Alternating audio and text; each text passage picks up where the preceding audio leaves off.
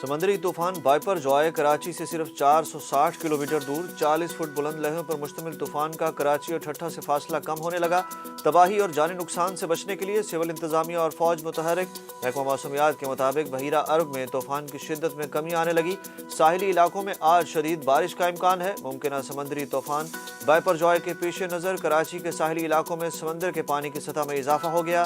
دوسری جانب corps commander Karachi کی صدارت میں سمندری طوفان سے متعلق اقدامات پر رات گئے بدین میں ہنگامی اجلاس۔ کور کمانڈر کراچی نے بروقت تیاریوں پر اطمینان کا اظہار کرتے ہوئے کہا کہ کسی بھی صورت عوام کو اکیلا نہیں چھوڑیں گے۔ انتخابات سے متعلق فیصلہ 4 اور 3 کا کہنا بالکل غلط ہے۔ سپریم کورٹ نے پنجاب اور خیبر پختونخوا میں انتخابات سے متعلق از خود نوٹس کیس کا تفصیلی فیصلہ جاری کر دیا۔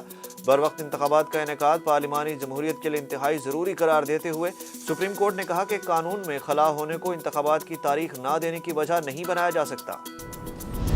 Supreme court review of orders and judgments act کے خلاف دائر درخواستوں اور پنجاب انتخابات نظرثانی کیس کی سماعت آج ایک ساتھ ہوگی۔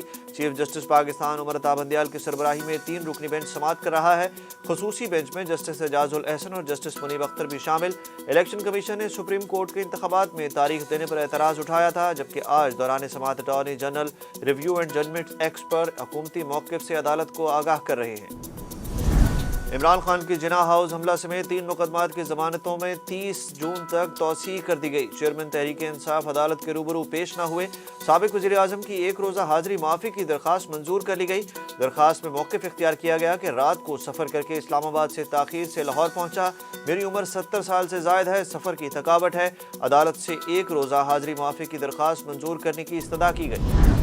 190 ملین پاؤنڈ کیس میں بشرا بی بی آج نیب طلب۔ نیب کی ٹیم نے بشرا بی بی کی طلبی کا نوٹس زمان پاک میں موصول کرا دیا۔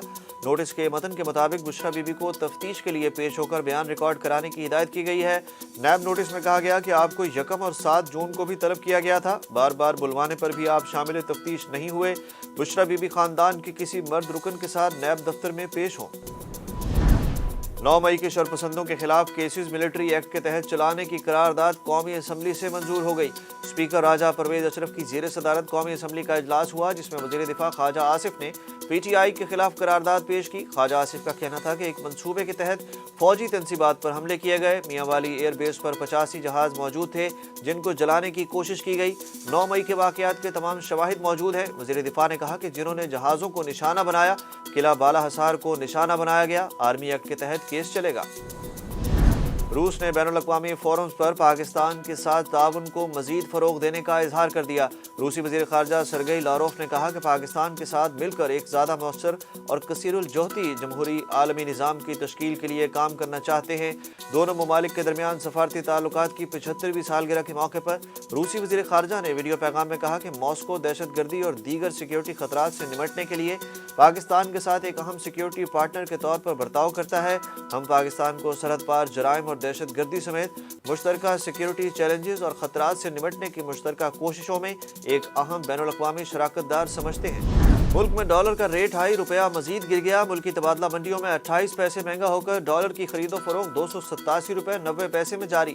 دوسری جانب پاکستان اسٹاک ایکسچینج میں منفی آغاز۔ کاروبار کے دوران 100 انڈیکس 116 پوائنٹس کمی کے بعد 41,771 پوائنٹس پر آ گیا۔ ٹک ٹاکر سندل خٹک کے جسمانی ریمانڈ کی استدعا مسترد کر دی گئی۔ حریم شاہ کی مبینہ نازیبا ویڈیو لیک کرنے کے کیس میں گرفتار ٹک ٹاکر سندل خٹک کو سیشن کورٹ اسلام آباد میں پیش کیا گیا۔ ایف آئی اے نے سندل خٹک کے 5 روزہ جسمانی ریمانڈ کی استدعا کی۔ ملزمہ کے وکیل نے جسمانی ریمانڈ کی مخالفت کی۔ عدالت نے جسمانی ریمانڈ کی استدعا مسترد کرتے ہوئے سندل خٹک کو جوڈیشل ریمانڈ پر اڈیالہ جیل بھیج دیا۔ آئی C C player of the month کا ایوارڈ آئرش کھلاڑی کے نام۔ قومی کپتان بابر اعظم اعزاز سے محروم رہے۔ آئی لینڈ کے بیٹر ہیری ٹیکٹر کو مئی 2023 میں شاندار کارکردگی کا مظاہرہ کرنے پر I C C men's player of the month کا ایوارڈ ملا۔ Men's player of the month کی نامزدگیوں میں پاکستان کے کپتان بابر اعظم اور بنگلہ دیش کے نجم الحسین شنتو بھی شامل تھے۔